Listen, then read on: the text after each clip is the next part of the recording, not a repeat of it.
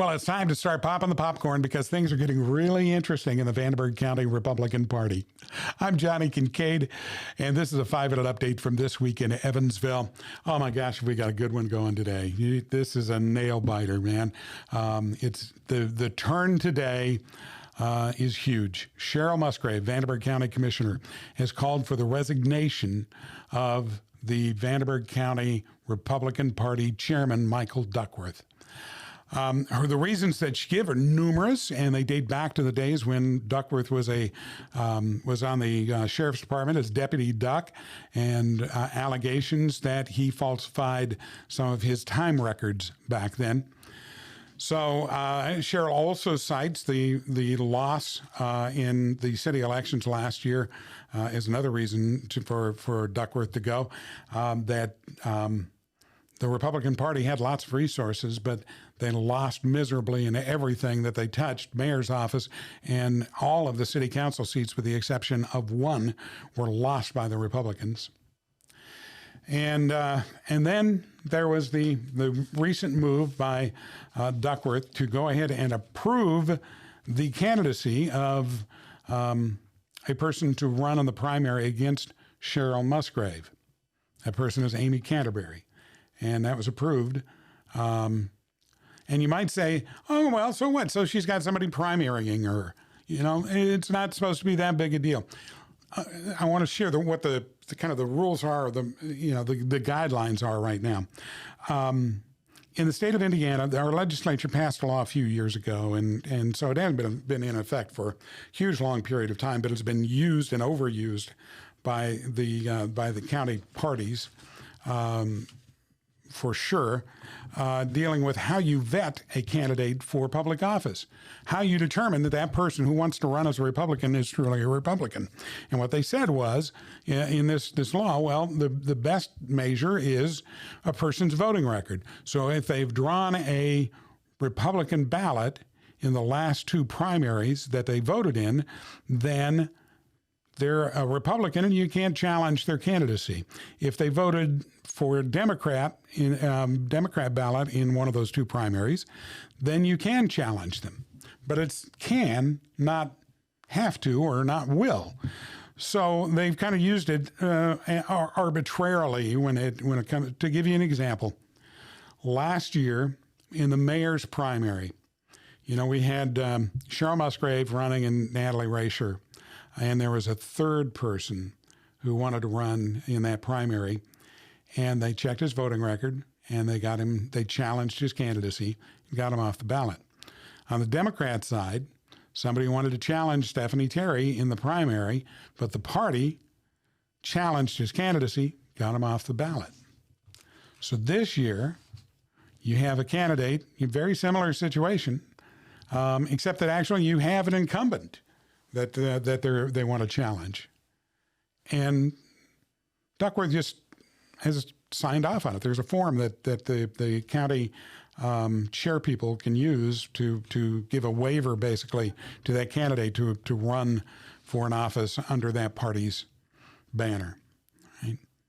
So now Amy Canterbury is being challenged by some people other than the county chairperson because Duckworth didn't challenge her candidacy. So Ruth Bays and Ross Hancock and John Gertison are challenging Amy Canterbury's run for that office. My complaint is primarily with the lack of consistency in how they use that rule. If you're going to use that rule, do it with some kind of consistency, but not this thing of last year in the mayor's race. It was wrong for a person to run if they couldn't prove that they were a member of our party with their voting record. And this year, it's okay because on the City County Observer website, there is actually a copy of a document on the voting record for Amy Canterbury that shows that back in 2022, Canterbury drew a Democrat ballot. That's her voting record. And that is enough to get other candidates disqualified, but not her. In fact, this year, the Vanderburgh County has 18 contested candidates, 18 of them, because of their voting record. Warwick County has two candidates for public office, surveyor and the Chandler Town Council, that they have candidates that they are challenging there. And then they've got some convention delegates and PCs that they're challenging as well. Total of 8 Republican candidates that are being challenged in Warwick County as well.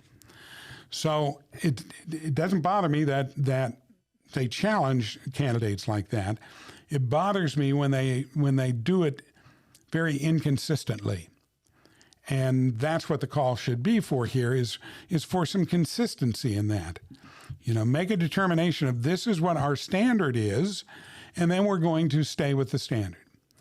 And also, while we're getting into a season of infighting in the party, because that's what this is going to boil down to, the Republican Party in Vanderburgh County has several different factions that don't need to be infighting. They need to be unified in order to present a slate of candidates that are worth voting for, and to convince other people that they should be voting for. To convince the people who are independents, they need to vote for these Republican candidates.